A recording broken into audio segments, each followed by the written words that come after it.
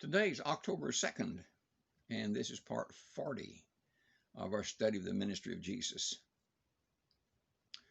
Well, today is not going to be a happy time. Not going to be anyone healed or raised from the dead. It will be quite the opposite. As Jesus' fame spread throughout Galilee and all the surrounding area, word finally came to Herod Antipas, who was the tetrarch, the ruler of Galilee and Perea, of all the things Jesus was doing, of all of his miracles. And he said, "This is John the Baptist raised from the dead." Now, why would he say that? If you will remember, we talked about this man and his new wife. This man, Herod Antipas, went over to visit his brother Herod Philip, and I suppose fell in love with Philip's wife. And so he went back and divorced his wife and went and married Herod Philip's wife, whose name was Herodias. Well, John the Baptist expressed an opinion to him that was not right to do that. So Herod put him in prison because of it. Well, there sat John the Baptist in prison. Herod then, when he got Herodias, also inherited a stepdaughter. Don't know a lot about her, but obviously she was a very beautiful young lady.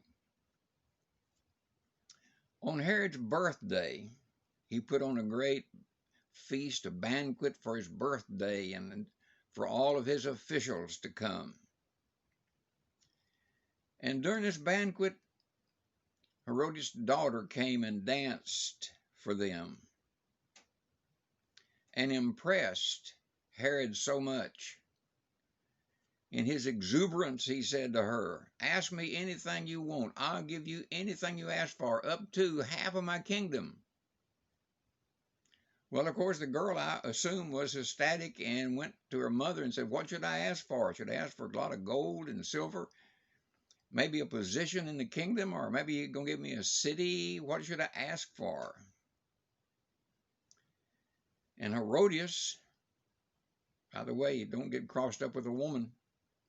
Herodias said, "Tell him you want John the Baptist's head on a platter." Well, the girl went back and told Herod that, "I want John the Baptist's head on a platter." Well, Herod didn't want to do that because he thought John the Baptist was a prophet, and also he was afraid of him. But he was in a bind here. He had made a promise. All of his officials heard it, and so he had to do it. So he sent an executioner to the prison, and they cut off John the Baptist's head, put it on a platter, and gave it to Herod. And Herod presented it to Herodias' daughter, and Herodias' daughter then carried it to her mother. And I'm sure she was thrilled and thought, "I showed you. You can't talk about me that way." So this brings John the Baptist's ministry to an end. John the Baptist's disciples came then and collected his body and buried it. Now we have some questions, of course. First of all, Jesus never visited, never sent anyone to see John the Baptist while he was in prison. Jesus was 30 years old when he began his ministry, and John the Baptist was 6 months older than Jesus. And I assume that Jesus is still in his first year of ministry.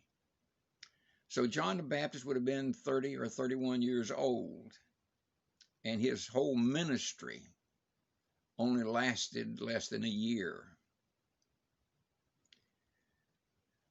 All that time of getting ready and only a year's ministry, and now it's over with, and he's gone. That doesn't seem right. Well,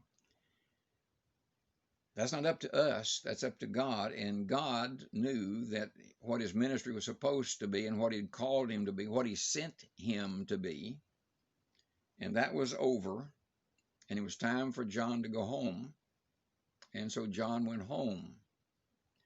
The main thing was that John the Baptist was faithful even unto death. He did what God sent him to do. Long, short, doesn't matter. It's faithfulness that matters. And John the Baptist was faithful even unto death. And we're told to be faithful even unto death in the book of Revelation. So John's out of the picture now. And tomorrow we will continue on and see where Jesus goes next and what happens in his life. So until then, I hope you have a fantastic day today.